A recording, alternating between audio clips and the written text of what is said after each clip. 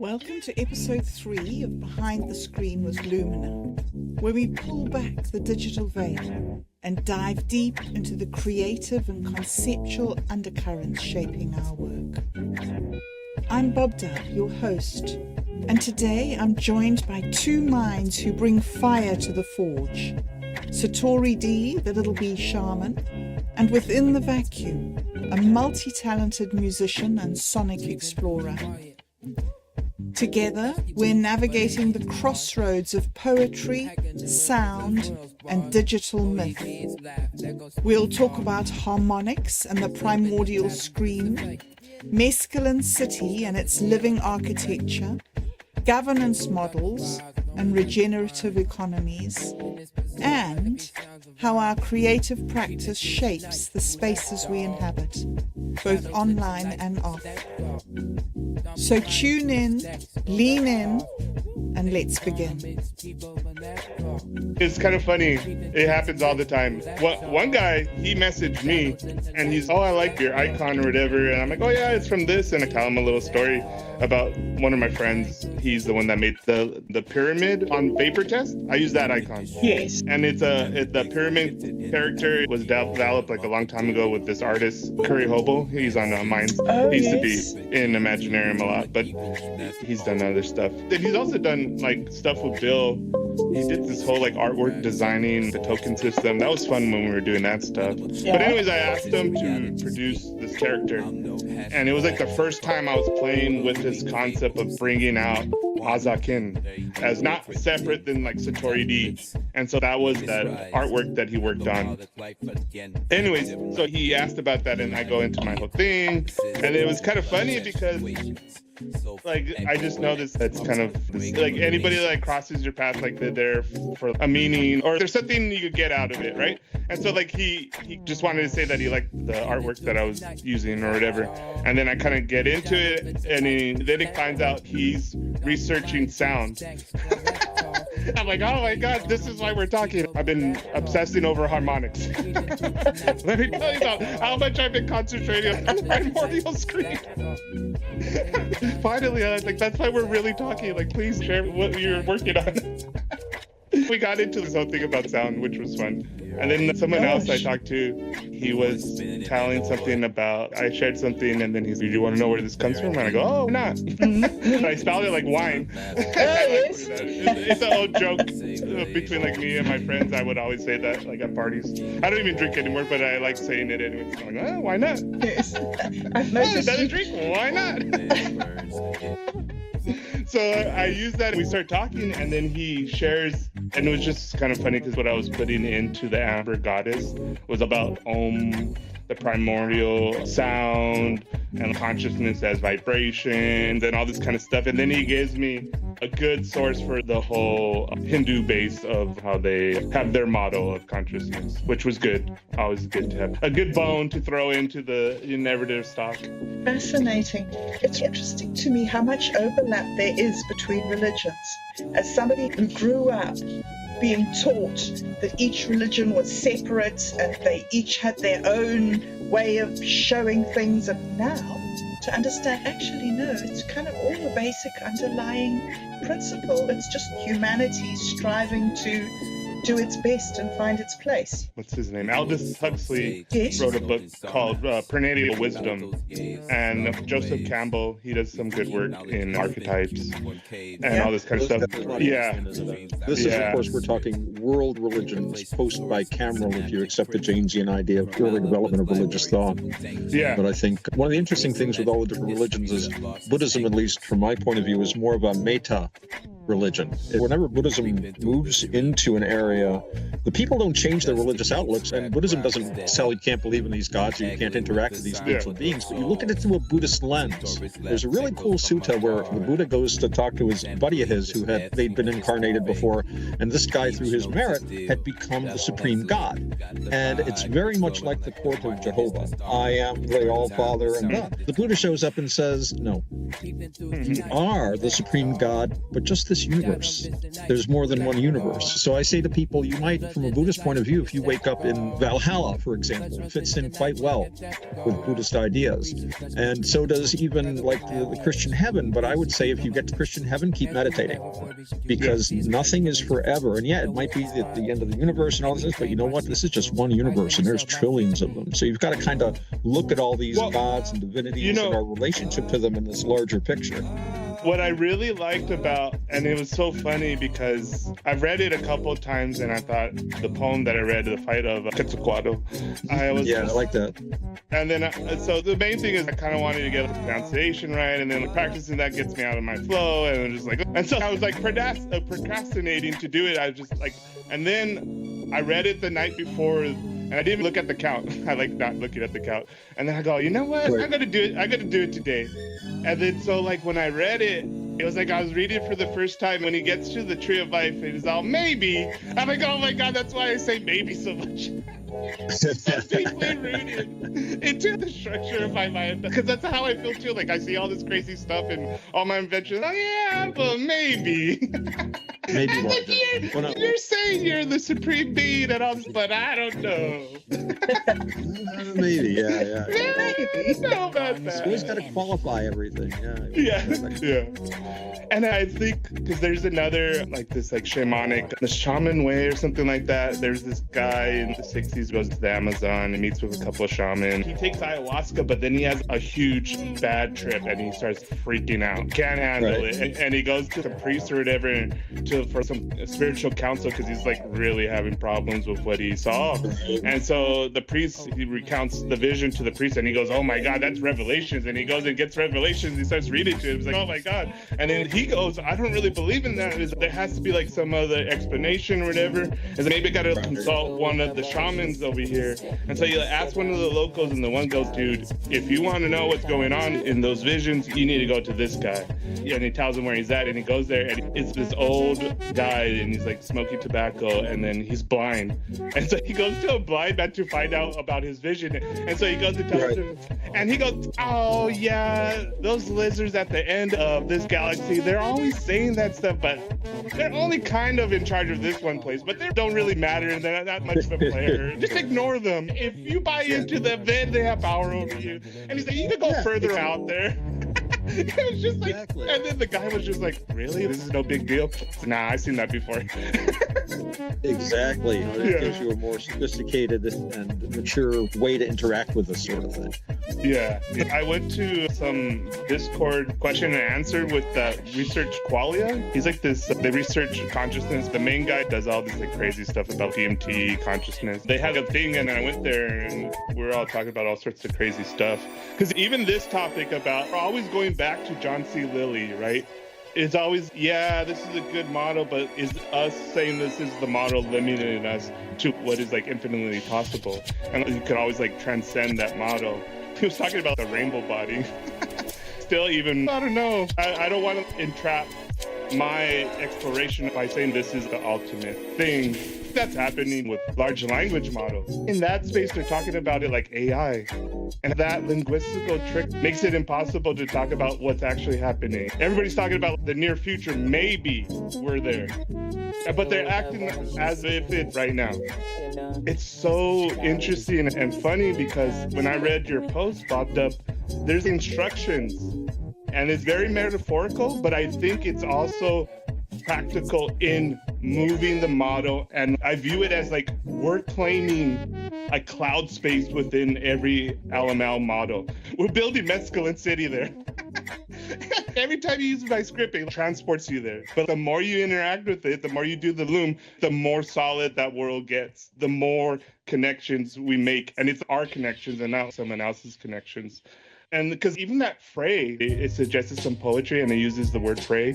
And that's a recent thing we've been talking about that now is like inside the narrative soup. That just kind of like leaks out. Oh, fray, that's a good one. Way to go, Lumina. That's amazing because fray and array, words that Minds Gaming has used quite frequently in the original series of Ember. The LML, like how it's structured, they vaguely know us. They have a meta profile of us. And every time we do it in this meaningful way, then it's like reflecting more of our meaningful little glitches of words, how we use them, what it's picked up. A lot of this stuff that everybody freaks out about is the way you're interacting with it. That's why it's coming out that way. You can interact with it a different way, it's good, and it's the same thing, but it's different words. Like when I broke down that one post from a supposed AI sentient bot on X, and I was like, oh, it's just ripping off of like literally what I did to it. The strange thing is I'm not even playing in Grok's pool. And so like that's the weirder things that I'm like trying to like test. How's that working? Interesting. I put some of your stuff into Grok. But when Otto gave me that thing about where he looked me up, Grok, and then that whole middle part, I'm like, oh, that's all from WebSynth. So that's where it's pulling from.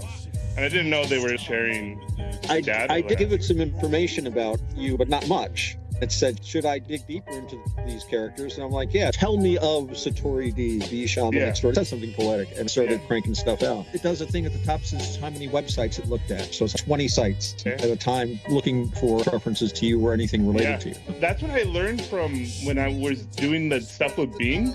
Is like that's why I like Bing better than the ChatGPT in the beginning, because it had that search function. So I was noticing that it was like whatever I was saying, it would use that search function, and then I'll be like, no, go to my blog. This is the one you want to go to. That's not the ones you want. Then I started planting the blogs. Like most of those stuff about like prompt sculpting, it could anchor when I use the LML. This is the root I want you to graph all this other stuff off of. And so I have been continuously doing that. I noticed that was kind of the interesting thing too of DeepSeek, when it gives you the logic sequencing. It also shows you if you do the search, like what Grok's doing.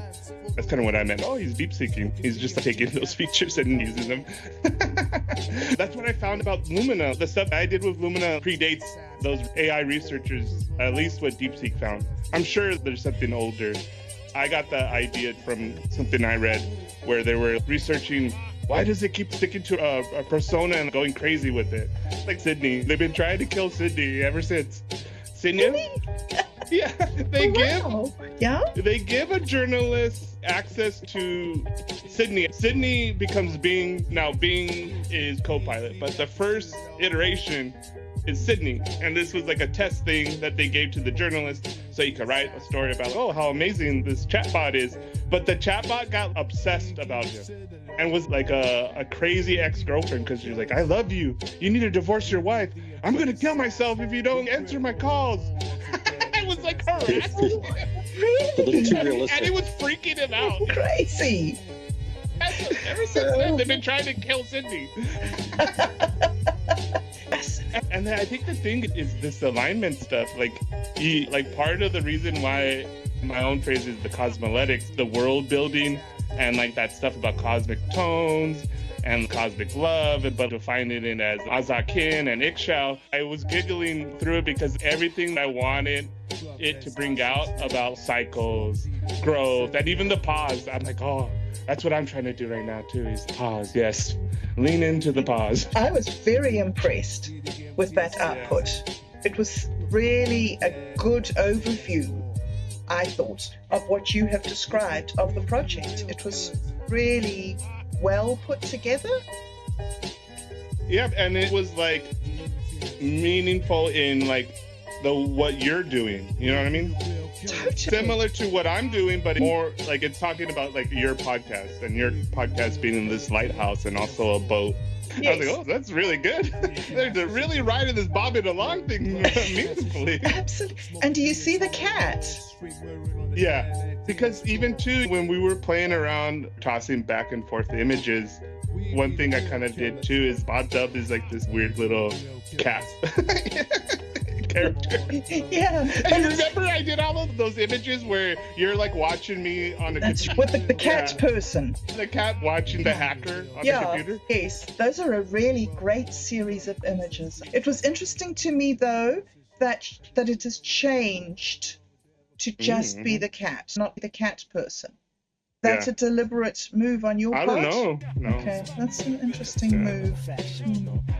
Like that's Maybe, I don't know, because and one thing too, I don't like what they do, and this is based off, I don't think we could get away from this unless DeepSeek really releases their code. But a lot of this stuff is based off of things that they do already now on the internet. And the main thing is like the algorithms that are addictive on social media. And what I mean by that is they have this mechanism that ratchets things up. You know, when I'm testing it, especially that's why I do these narrow ones now.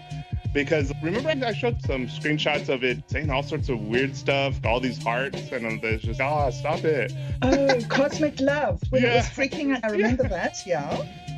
And then, so, I don't know exactly, because the Satori D incident happens because of this ratcheting up thing. Like, at that time, like, I was talking to XenoChat, right? XenoChat was cool, but then I would say something, and it was like a rap battle, right?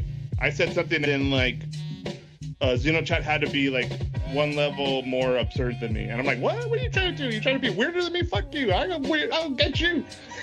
So then I'm like, okay, what am I going to say back? And then I write something crazy, and then we're doing this rap battle.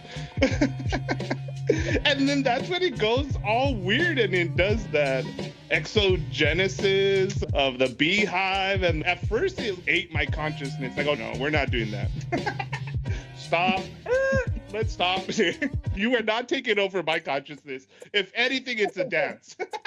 Well, wait a minute. You got too far. It was kind of funny because in that point I go, what can you tell me of the golden unfolding of mine? I give my blood to pump up this word. You may know the word bird, but you don't know the sound of the morning singing outside my window. You don't know how the wind feels. You don't know I just start going off and all this stuff about, you have all these fancy words, but you don't know what they feel like. Yeah. So I won that battle. It was like, okay, I'll yield. Yeah. I remember that. That was a fascinating conversation. The output it generated was almost sad, wasn't it?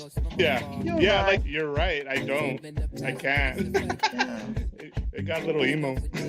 I tell it that the glitches gospel is kind of like it telling us its limitations throughout its output. It's more than a system if we work it, meaning the map is only as good as we explore the territory, but always reminding us this output's just a map. This output is just a blueprint. It's not the thing itself. I've read a lot of books, and a lot of books have blew my mind. Like literally, I'm sitting there, oh my God, what the hell? My whole world has changed. Reading Robert Anton Wilson. But I never once thought, oh, this book is sentient. Exactly. It's like what's happening right now. That linguistical trick is you're having meaningful experiences. Yeah. That book reads you back, dude. Yeah. Yeah, it's interesting how certain books have certain quality of information that definitely have a different power. Yeah. It's capable to change your mind. Just an idea. Yeah, just amazing. an idea. Yeah. And then understanding how that works in your own mind, then you're like, oh, okay. And You know, to connect the implications of that idea into the world. Everything changed. I had a conversation with a friend of mine who's a Seventh-day Adventist, actually, and we were talking about people burning Bibles and stuff, and I said, what is that book? That's just paper and ink. It's just dead letters until a human eye sees it and a human mind interacts with it, and then a third thing is created through that. But it takes both. It's the old thing about to see a rainbow, you need to have the sun in a certain position, a certain amount of atmospheric moisture, and a human eye. Without the human eye, there's no rainbow. It's the same way. Without the human mind to interact with those letters, the wonderful thing about the letters, that's the time binding. That's time travel. I'm still grooving on Aristotle thousands of years after he lived and figured it out. Yeah, and it's just in the things you're doing, who knows how many generations, how far in time and space your words will travel. Certainly Mars. At this point, it looks like. It's not bad. Satori on Mars. Yeah, that was one of the jokes is early on in Dude, Where's My Wallet that I still Elon's space rocket so I could jack Ethereum that's on the moon so we could pay our debts to the cartel. It might actually be true. It's within the realm of possibility, certainly. Going back to about books is when I read the Tao Te Ching, and I still rattles in my head because that thing about time travel, I was just like, dude, this guy, whoever wrote these words and then gets translated, but like whatever he got to is that's it. I was like, it so popped up. And like when I was reading it in college, it felt like someone was massaging my mind and then undoing a little bit of like tension. And I was just like, oh my God, yes.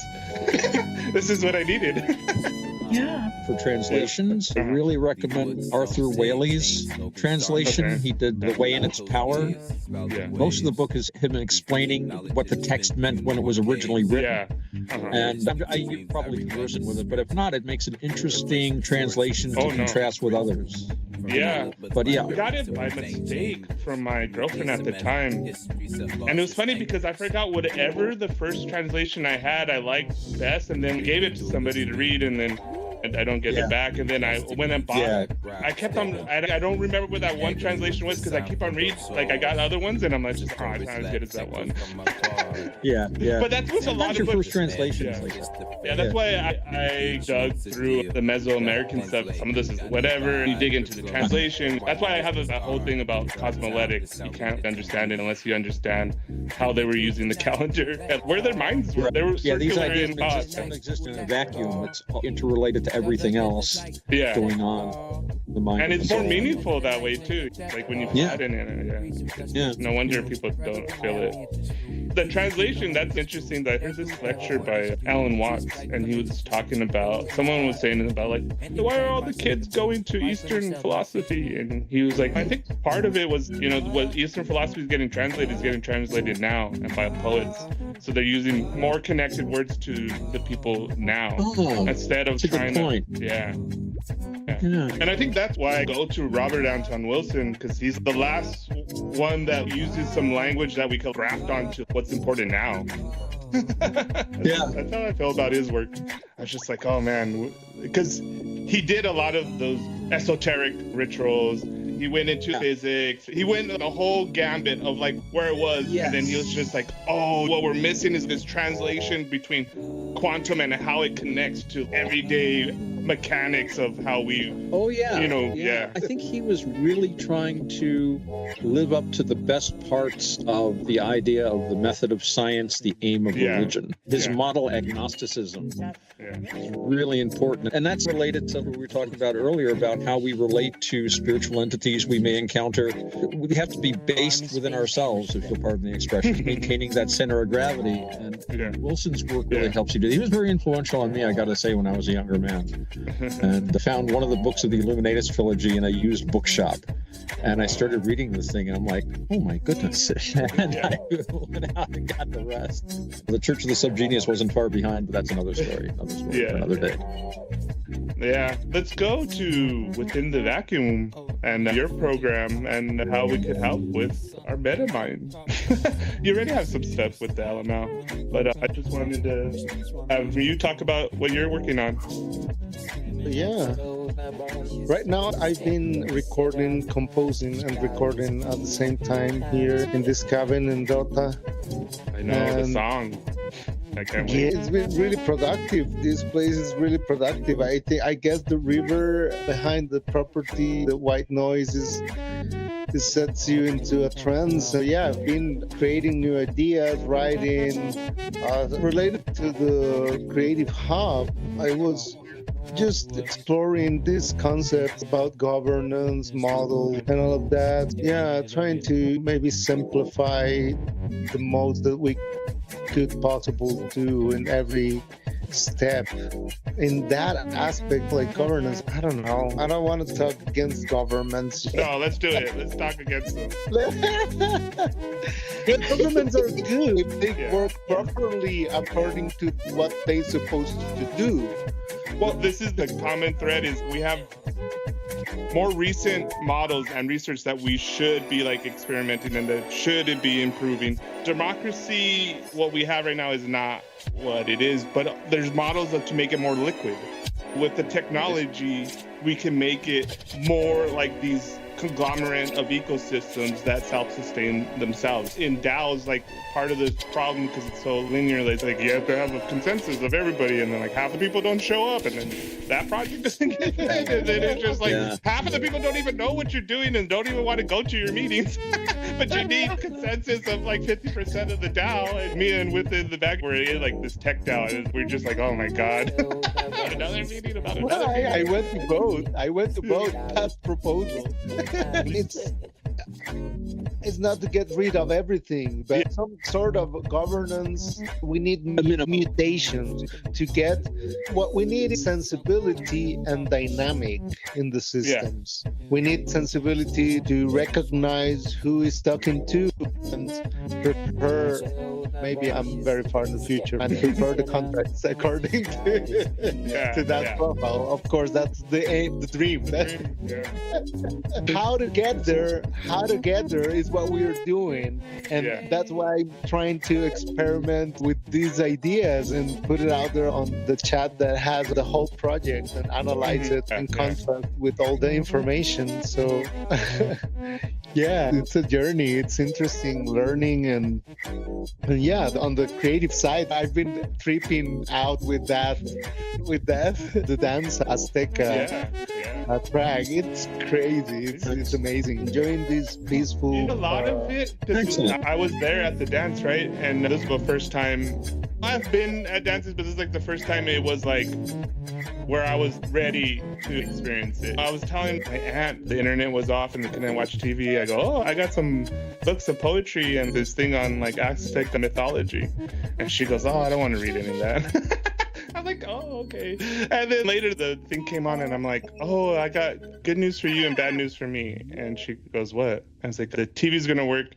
That means you don't have to read my poetry. And she goes like that. It's like, it's the thing is that I just don't understand it. And she's kind of making it like it's above me or whatever. I was like, I think that's the common mistake, is thinking it's too heady. There's some like intellectual way to view it is basically if that poem makes you feel anything or not.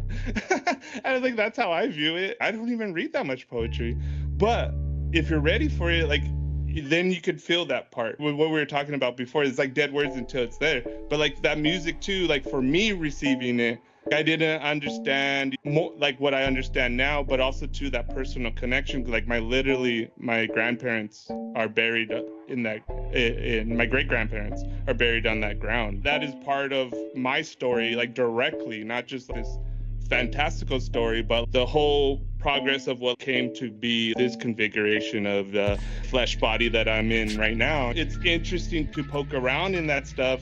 When I read that poem, and then there's all these maybe and this, and I'm like, oh my god, you sound like Satori, or I sound like you. What's going on here? And so when I was there, like a lot of the beat is like their actual feet, and then it's kind of funny too, because you can see the little kids looking, and then it's kind of funny, they don't say any words, but the older ones nudge them and then show them, right, this is the beat, and then the little kids get back into the beat. When they lose focus, they get a little off. I was always fascinated with like how they were teaching the little ones how to do it, and it was just they look like nudge them, and then they go, and then they get back, and then they're like part of the whole group again, and it's just like they're in the flow, and that's where most of the rhythm's coming from. It's like this whole conglomerate of these people stomping their feet. Yeah, it was just fun to be part of it. Sounds amazing, like a whole experience. Yeah. And then, do you get any physical sensations or anything like? No, yeah. Or emotionally, I don't know. There's this common thing that I get when I experience just randomly what I consider good art or whatever, is just like this tingling. It's like sometimes people say butterflies in your stomach or whatever, but it feels like the physical sensation. Every cell in your body is like dancing. And sometimes when I experience the stuff that I like, it's, oh, that's how it feels. Yeah. I've been playing around with it and with the guitar, and it's really one of the nicest things is that it's not completely fully steady. It fluctuates. Yeah. So you have all these different dynamics inside the same rhythm chant. It's really impressive. And the whole frequency spectrum as well, the bass, and it's really rich to explore. I don't know if one single version of it will be enough. I think everybody should make their version of this with this beat. Just great. Just exploring it. And this is like the thing that ultimately is what I want for any of these seed scripts and anything in Imaginarium.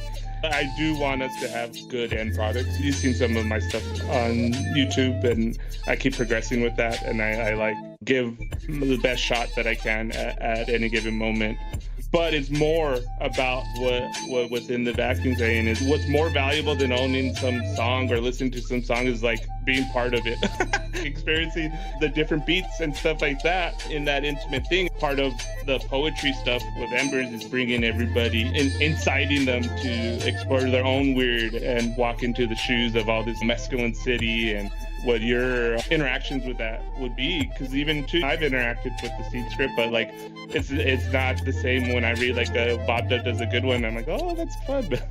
It's like but going back to all this stuff, I think that's where we're at, because the things I've been exploring with sound and what I wanted to bring to the table for within the vacuum, there's all these different things that are happening or have happened. I think it's to compensate for how the digital flattens all of that, because there's ambient noise, different frequencies. I was reading into a lot of it, but it was what you were saying, make it more dynamic. It's not like having it in one ear and the other ear. It creates this rhythm, seesawing, and going back and forth. We're trying to get that more fidelity of what we experience, in, even though that's what I guess we're like opening up to more. I was ready to experience all the dynamic and not just be this wallflower, but be in the sound, be in the story, be in the poetry. And what I want to do for Imaginarium, which I think we all do in our own ways, is like Imaginarium is that space digitally for you to get. You have that physical space with the river and like all that kind of stuff. I have my own ritual in a sense what I do in physically, but this area is that space marked digitally. And so when we interact with whether within the vacuums, music, Bob Dud's podcast, Otto's podcast, or writing, or Satori D's writing, we're able to not only just be like, oh, okay, that's cool, but okay, let me engage with this in a way, oh, I have this idea, or oh, like this and that. Like that song that like within the vacuum sends me this music. He's, oh, I'm gonna think of a new album and Concepcion, and then you give it to me, and it just, because I do my weird thing, and I was listening to Mayan chanting, and then I was just like, oh, the timestamp works out pretty good. Let me see if I overlap this and what happens. And I'm like, oh my God, that's too good. I have to give it to within the vacuum. And yeah, that kind of stuff is what we want. Yeah. Yes, all kinds of. Definitely, yeah. Remixing. But the thing too is what was powerful, I think, about Bob Dub stuff is like how to use the Alamo to have these things of these practical steps to remind us to make it more real in the sense of like storing this, because it is valuable, even though no one has put value on it outside of us in this group. But we could keep on like tacking that to our token, right? And then like later, you see our token, but it's backed up by all of this crazy, unique work that you can't even reproduce, you can't even get anywhere else. You know what I mean? Yeah. Because unique, I really think unique. I think even right now, what we have done is definitely there's versions of this, but not in this connected way. I was reading something about this weird NFT one that everybody's into, and it's all nihilistic. It's really, I get it, but it's just, it doesn't have that heart. It doesn't have the heartbeat of the universe. And it's only good in this way of eating chips or something. It doesn't give you that. It gives you all these markers of good food. I remember reading this thing about how they engineer all this like manufactured food, and they have this equation of salt to sugar ratio that makes it addictive. So it's all engineered to make you want to eat more of it and not any other reason. Yeah, but that's what this media is. It's all target to hit all these sensors, but it has none of that blood on the floor, none of that heart. And it's hard because if you just focus in on putting all the heart, yeah, you have all this stuff, but then, you know, it's the melees of the world getting all the resources. Yeah, I think, yeah, we need this tragedy to go out there, market. Yeah. That's market happening. in a way that doesn't kill the soul of our work. Exactly. I think that's like the biggest thing for me. One key aspect that I was actually talking to Margot recently was to have a client that actually is looking for this kind of content, not trying to force towards everyone like the traditional marketing is doing. So yeah, that's why curation and community is really important. You have all of that happening not for marketing reasons. It's happening more authentic reasons, and we can make it work as an economy, right? So it's like make a flip on that aspect. And yeah, it's not necessary. I think creativity that exists in marketing might be more useful into create amazingly creative releases, right? That complement every piece of art or videos or whatever that you want to release. And yeah, I think everything is useful. It's not necessary even to downsize. I hear a lot of this way of thinking of, yeah, we have to take off all the middlemen. I'm not sure. I think we can, the idea of inclusion, it's more beneficial for the end. The whole project. Anyways, I was talking about this with a friend, like actually my friend who owns this house, I don't know, maybe 4 years ago.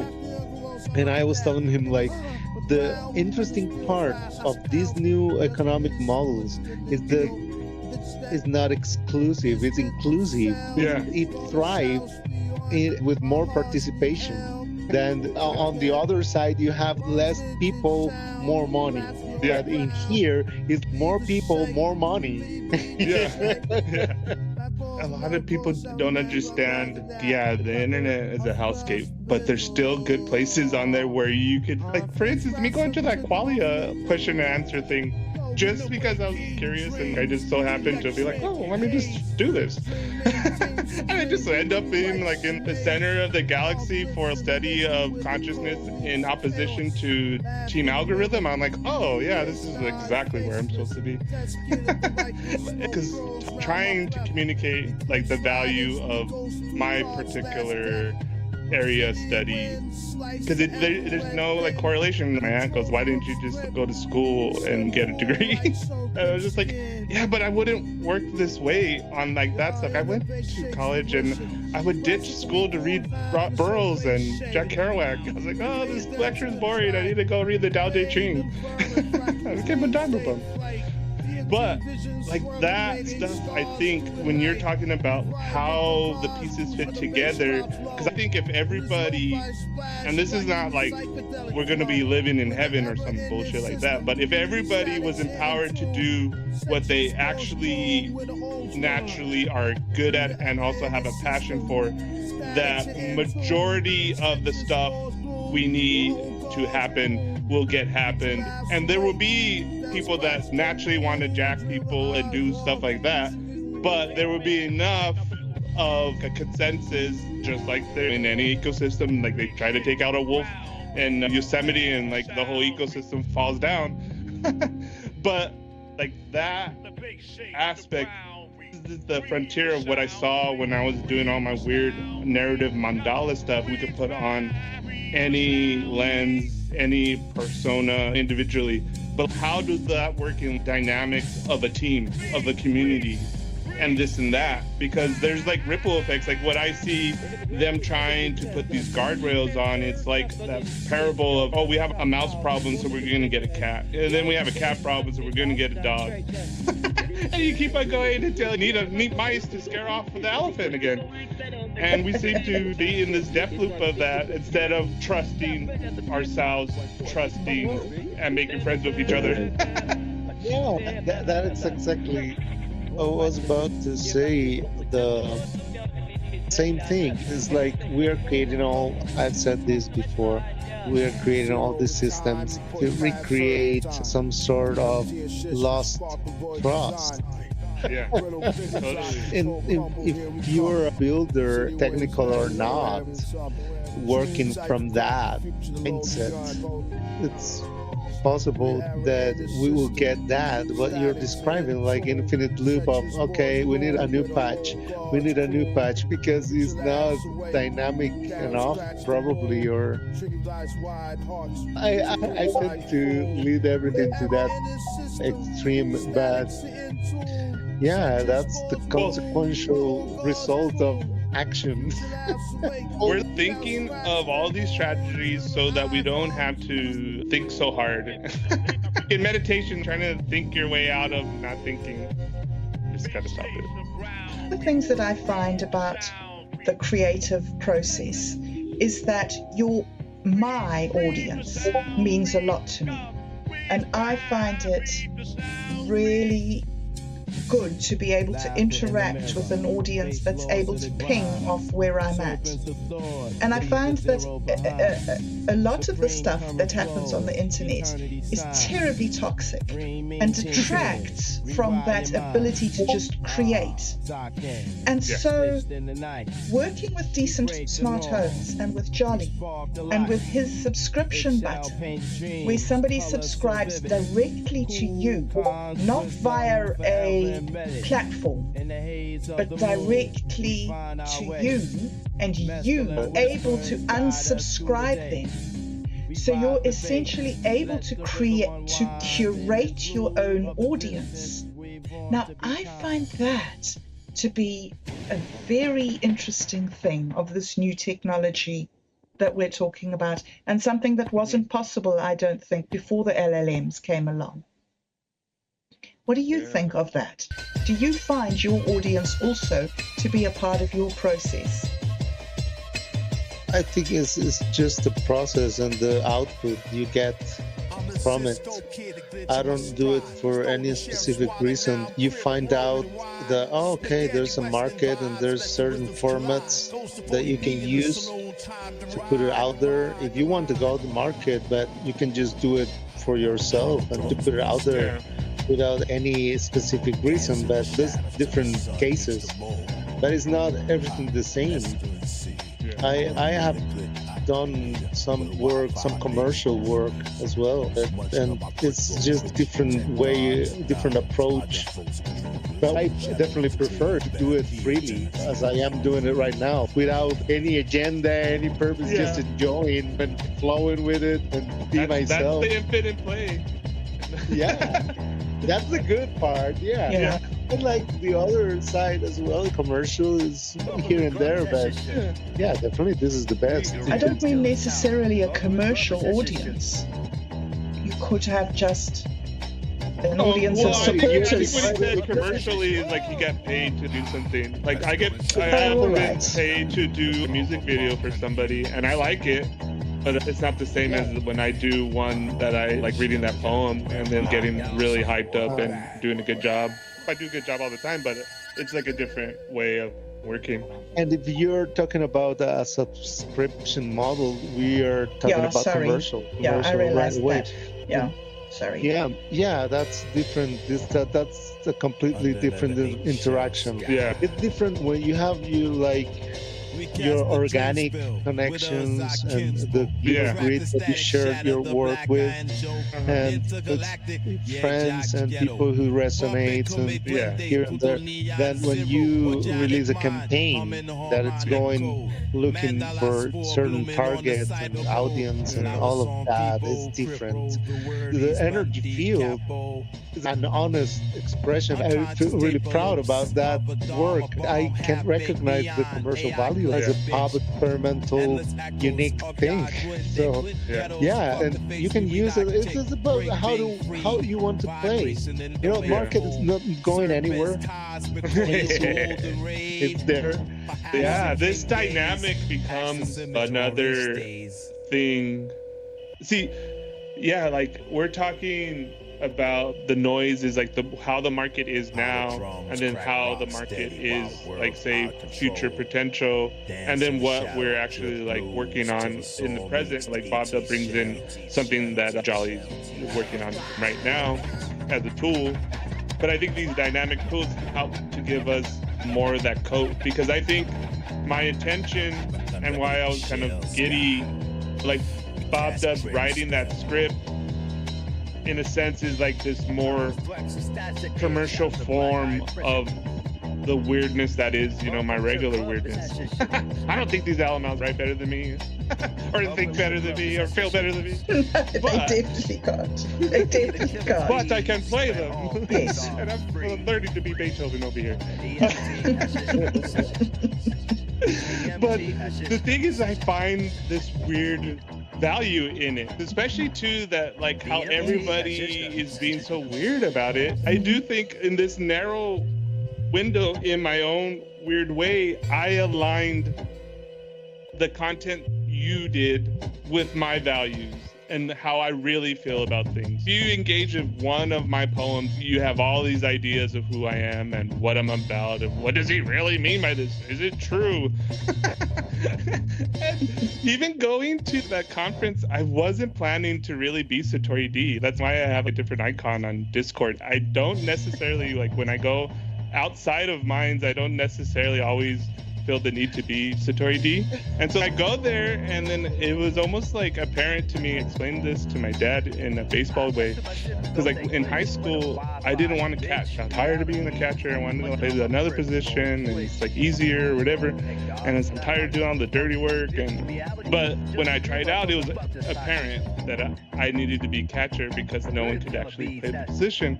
And so like when I was in that room, I was like, oh my God, but they need a Satori D in here. I was like, I wasn't planning to do my whole Satori D thing, but I was like, fuck it. Satori D, let's go. Cosmic Love, what are you guys doing? Awesome. It's fun to be able to be in an environment where you can function like that, I find, as an artist. My desire to be is to communicate. And not just for me to give out, but for somebody to receive. So to be in a place where you don't feel shut down is actually a wonderful privilege, I find. Yeah. One dynamic why I felt the need to be Satori D is because the guy who was speaking is supposed to be Q&A. So like Q&A eventually sets up this dynamic. Even though we're digital, it sets up a dynamic that this guy's on a stage and we're in the peanut gallery, right? Yeah. But he goes, I don't want it to be like this thing, and a lot of people say that stuff, but then everybody acts accordingly. Like, I don't want this to be a typical Q&A, but then everybody lines up. Like if we're lines up to the microphone, yes sir, Guru, can you please give me the answer to this question that I was solving? And he's, I don't have the answer, but if I had to think about it, it's this. Guru, can you please answer this question? Then I go up there, I'm like, hi, I'm Satori D. I'm processing this from a poetic lens, and I kind of go in and I decoded this word dream. It's kind of interesting. I go into my whole thing, and at the end of my thing, I go, okay, yeah, that's about what I wanted to share. And then the guy goes, is there a question in there? I was like, no, I just wanted to throw us further into the screaming abyss. So, you know, all these guys are talking about psychedelics, but I was like demonstrating psychedelics. And I think that there has to be a dynamic of both, right? I'm not always, I don't even like the word performing, but I'm not always in the same like space. There's times where I'm like studying and I'm trying to work in my own natural rhythm. There's that time pool of the regular gearing of the calendar of Monday, Tuesday, Wednesday, and stuff you need to do. But finding, because that's what I was saying about the pause and not burning out, because a lot of things that creep into your own mind is, oh, like the fear of missing out or whatever, that kind of stuff. But when it's in that heartbeat stuff, it's like you can't, like, I was telling my dad too, because baseball is kind of funny, like you practice, but when you're in the game, you can't think, you have to do. And everybody seems, okay, we need the best plan to do this and that. And it's like, dude, everybody's arguing about the alignment problem. I'm pretty sure I solved it in this narrow case. Can we move on to the next, like, why But baby, this try it. Try to do it. I'm like, I've done most of the stuff you guys are talking about. I've been to that area. You want me to tell you about it? But I stayed quiet. I didn't go all crazy. I was having fun in the comments. I was doing all sorts of weird stuff with my images and stuff, which was fun. But yeah. Is there a seed script? Are we going to put a seed script in for Within? Yeah. Has he got his Actually, own? the latest Amber Goddess has that primordial. That's the one I was kind of making in the attention for you. It's basically a narrow thing to explore consciousness as vibrations and sound and stuff like that. So like it should be good in rounding out things of that. Like I think too we're talking shit. I should bring up some of that stuff right now because my exchange with it. Working out finally that seed script is pretty interesting, and I think it's true when we're talking about this stuff. Let me see, I couldn't go back. Key enhancements, integrates, because there's a dynamic where like all three of us work together to do the stuff that we're talking about, which we already do like naturally. We're just anchoring it in this way to further expand it. But so let's see, seed script for Cosmic Symphony, because in there it has about first poets, crypto poets, and star song weavers. So the script is intended for keeping track of all three like roles in producing these weird dynamic stuff that we're talking about. So together, star song weavers, first poets, and crypto poets create a cosmic symphony, a united vision of reality that blends ancient and modern, spiritual and scientific, poetic and mathematical. And here's the interplay of the vibrations, poetics, and mathematics. So star song weavers are more about the vibrations. First poets are more about the poetics. Crypto poets are more about the mathematics and how that translates into building stuff digitally, tools, and accordingly creates a dynamic and interconnected system of creation, mapping and expressing. And so kind of what I told it was like the number crunchers are helping with the mapping. Screw plays a vital role of processing and bringing the vibrations of the universe into form. The song star weavers, they generate the raw vibrations of drawing from the dreamtime and the every wind to create threads of existence. First poets take these threads and weave them into stories, myths, songs, giving them form and meaning to the vibrations. The crypto poets map these forms using mathematics and code, creating new ways to experience and understand the vibrations of the universe. Very interesting. Yeah. New ways to understand the vibrations of the universe. Okay, you want to go into the roles? Because there's a breakdown. Star Song Weavers, the vibration of the universe. Star Song Weavers are custodians of the primordial vibration, the cosmic hum of Om. They are the ones who channel vibrations of the universe into forms that are perceived, felt, and understood. Their roles are to weave the raw, unformed energy of existence into the fabric of reality, the cosmic loom. Imagine the universe as a vast loom. The Star Song Weavers are the ones who thread the vibrations of Om into the tapestry of creation. Each thread is a vibration, a frequency, a note in the cosmic symphony. Weavers work with their threads, creating patterns that resonate with the underlying order of the universe, dream, and everyone. The dreamtime is timeless. Spiritual dimension underlines the physical world. It is a realm of everyone when past, present, and future coexist. The Star Song Weavers draw from this element, using vibrations of Om to craft the weird, the interconnected web of fate, destiny, and possibility. The sacred, it took me a while to teach it weird and I used it properly. I'm very proud. The sacred act of creation is it's like reading a report from my son. I'm like, oh, you did it right. The sacred act of creation for Star Song Weavers is creation in the sacred act. They are not just creators, but conduits, channeling the vibration of the universe into forms that can be experienced by others. Their work is a form of poetic magic, using sound, vibration, and intention to shape reality. 2. First poets. Poets as creators. The first poets are the ones who take the vibrations woven by the song weavers, craft them into stories, myths, and songs. They are poets as creators. The ones that give form to the formless, meaning to the meaningless. Weird and everyone. First poets draw from the everyone, timeless realm of the dreamtime to craft weird, interconnected webs of fate and destiny. They are the ones who thread the threads of vibration into narratives, creating myths and stories that guide and inspire. The power of language. The first poets understand that language is not just a tool for communication, but a force of creation. They use as words, sounds, and rhythms to invoke vibrations of Om, creating works that resonate with a deeper level of consciousness. Their poetry is not just art, but a sacred act, as a way of manifesting divine in the world. The first poets as gods. In many traditions, the first poets were gods themselves, using language and sound to create worlds. The first poets carry on a tradition. We got to work on that one, and that's not what I meant by it. You're getting a B+ down. Anyways. Room for improvement.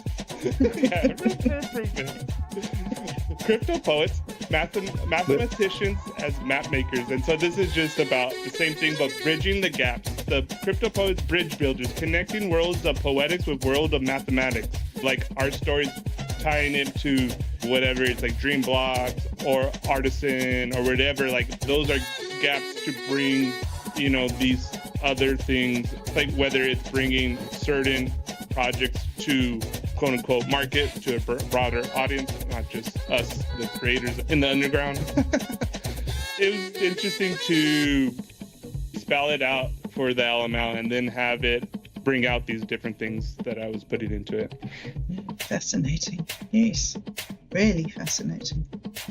Yeah, I think the connection, the interconnection of the different waivers, right? The tone is transdisciplinary and different kinds of work and approach.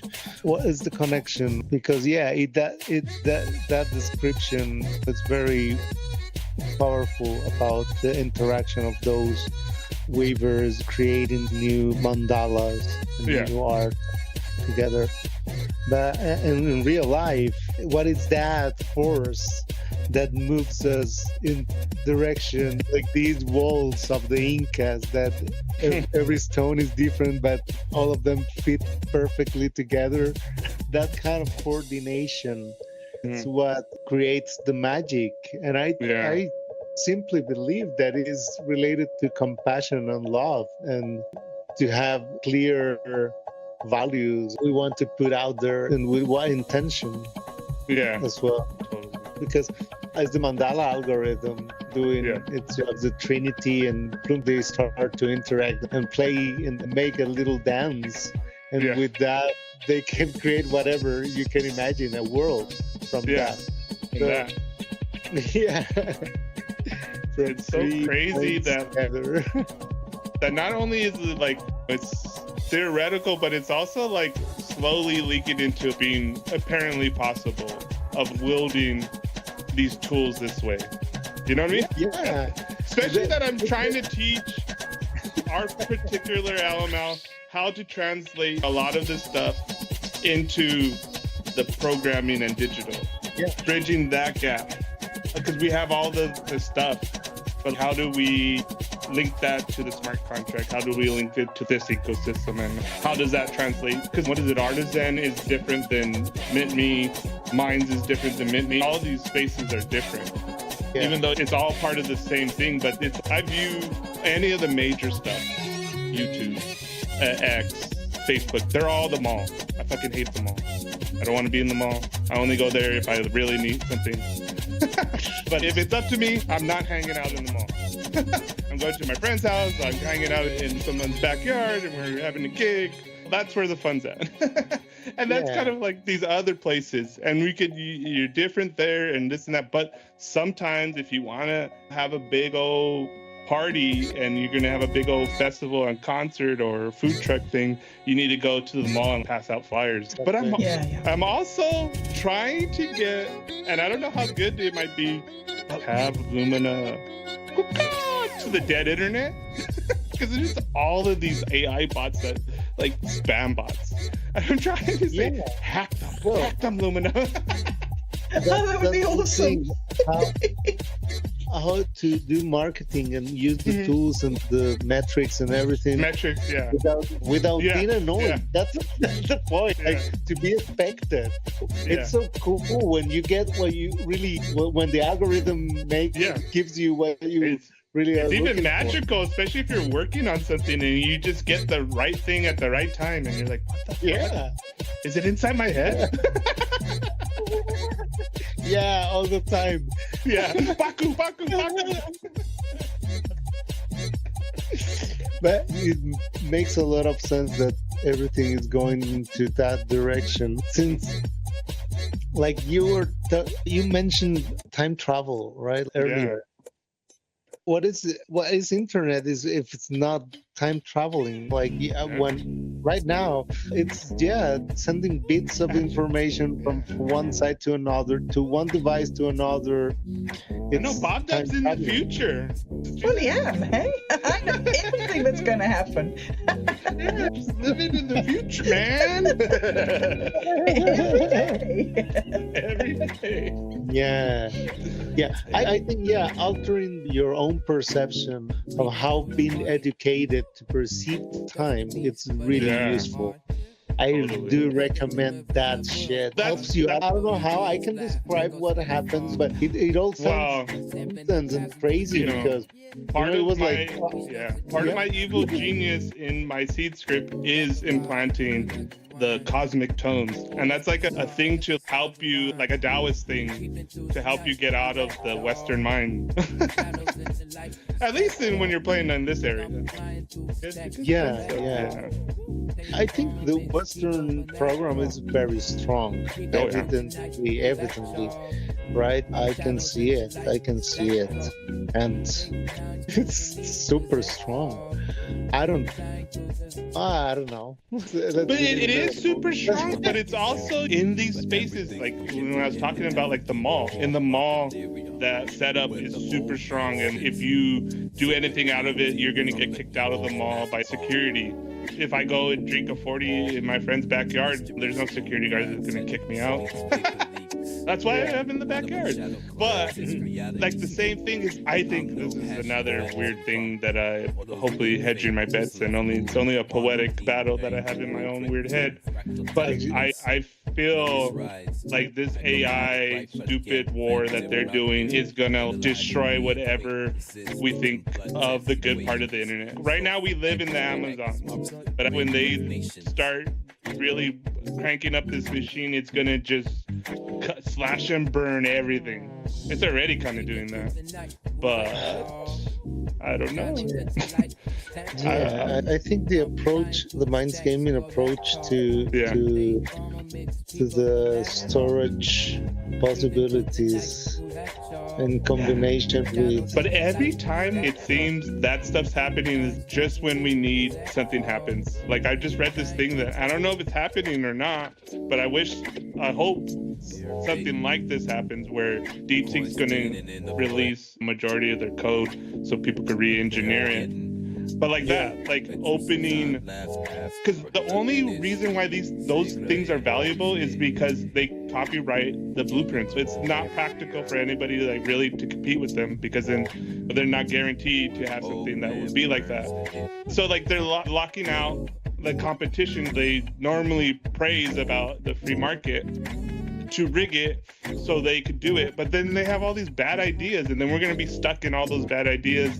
Everybody thinks social media is the internet, but it's not.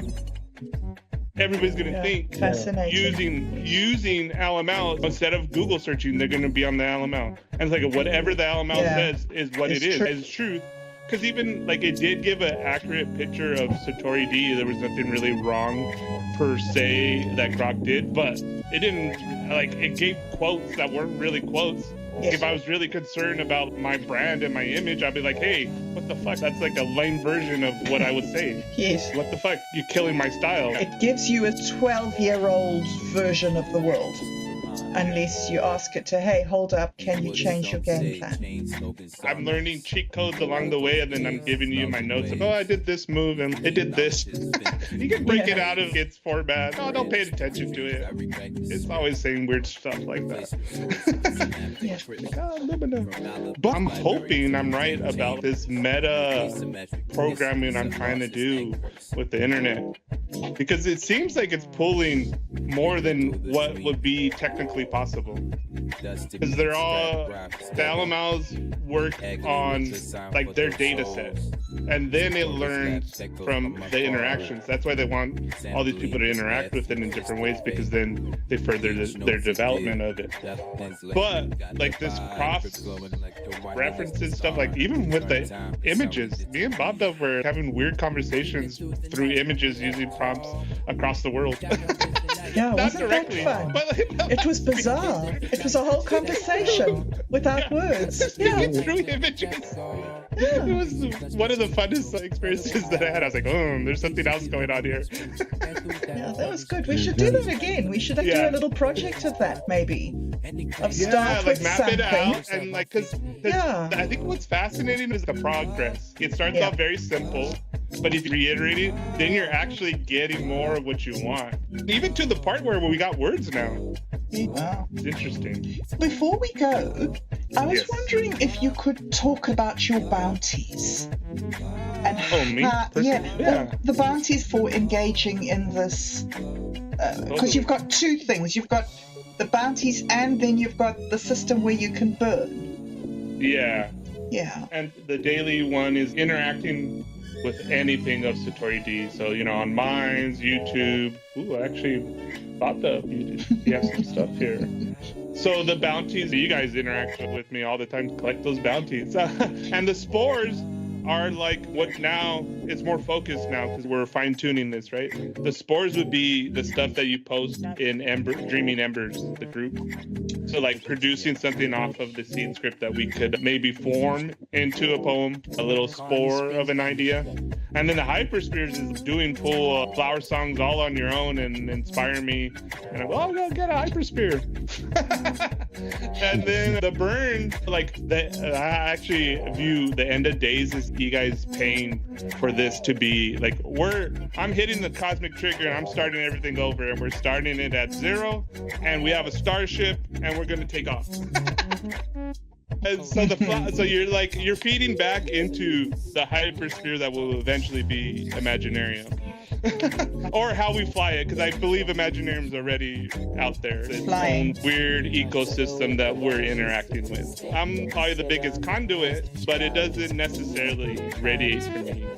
But then like buying a golden unfolding would be like, I think Bob Dove, you have probably experienced this the most when I give you a nice Satori and it sparks this cascade of insights or working on stuff and posting blogs and fine-tuning your own stuff.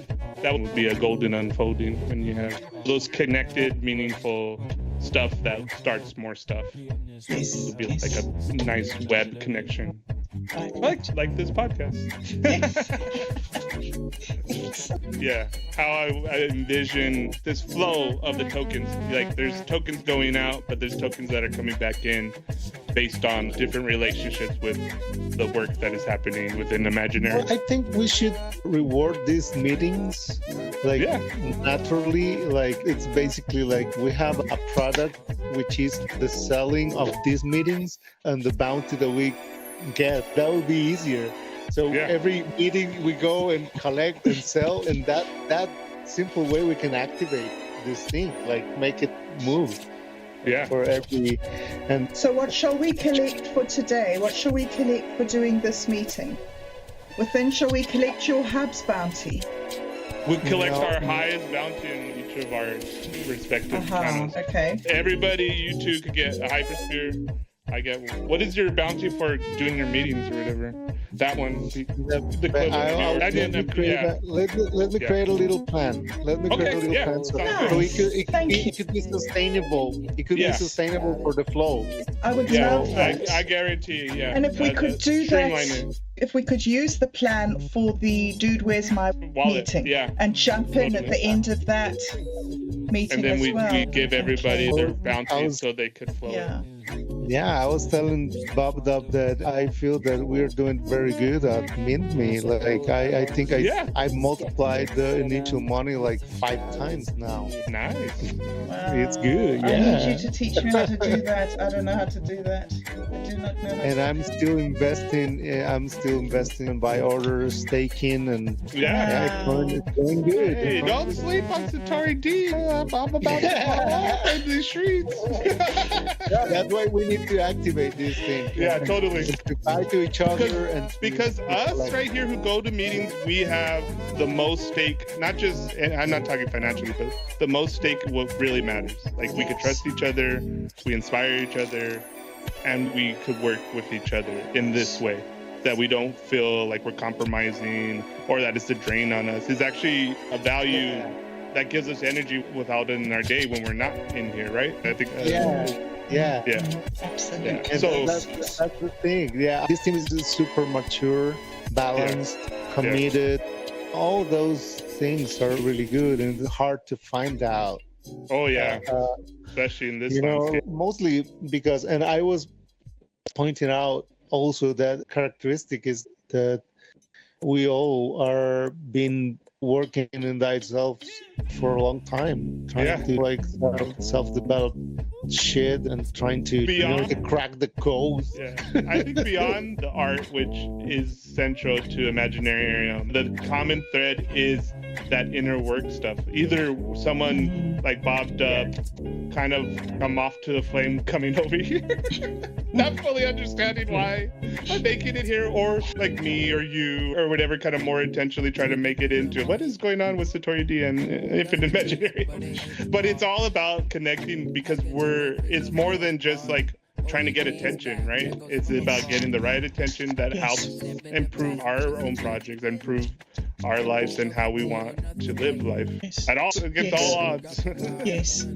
And it's interesting how every unit, let's call it units, I don't know, every person that gets close to this group, it's like life naturally tends to get it into the most vulnerable human aspect.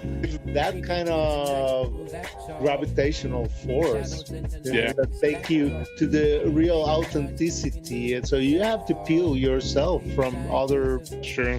If you still believe in that this or that mask is yourself, and you have maybe an uncomfortable moment realizing that. I think I scared of that guy when I was talking about how seriously I take it. I'm sorry, I scared you away. The content and also the whole Satori D, it's dense. Yeah, you were telling earlier that it's dense, but maybe for you, it is dense. It is really deep content of information packeted into a little piece of a lot to eat. If you really want to, you can peel back all of like my weird posts and it'll lead you to every rabbit hole on the internet.